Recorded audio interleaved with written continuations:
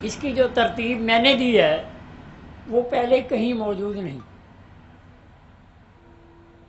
کہ آپ نے محرک غذا کیسے بنانی ہے، آپ نے شدید کیسے بنانی ہے، کتاب میں لکھا ہوا ہے، آپ نے اس کو ملین کیسے بنانا ہے، آپ نے اس کو مسل کیسے بنانا ہے۔ اور پھر میں نے لکھا کہ کوئی غذا اکثیر میں ہی ہے۔ یہ 6 سبق ہیں، ان کو آپ اچھی طرح یاد کریں، آپ مکمل طبیب ہوں گے،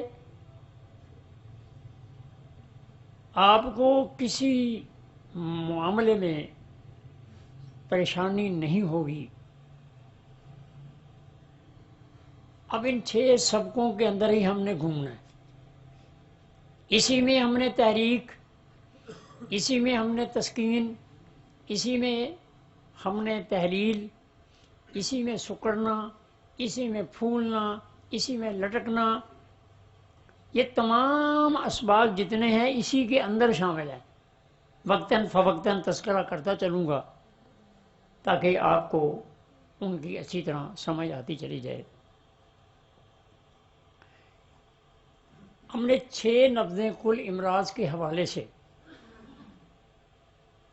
آج میں پہلا سبق جو آپ کو بتا رہا ہوں وہ یہ ہے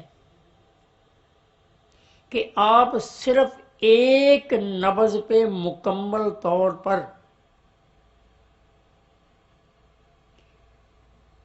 اس کے اگلے پروسیجر کو، اگلے معاملات کو آپ سمجھ لیں۔ مثلا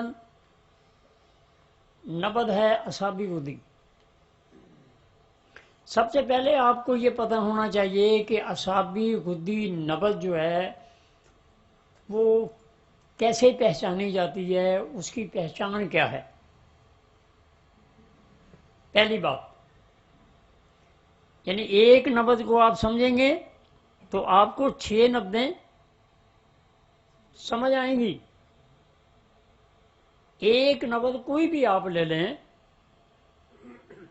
آپ کو پہچان ہونی چاہیے کہ یہ نبض عضلاتی غدی ہے، اور جو میرے سامنے مریض بیٹھا ہے اس کی نبض بھی یہی ہونی چاہیے۔ سمجھ آ رہی جی؟ یعنی جو مریض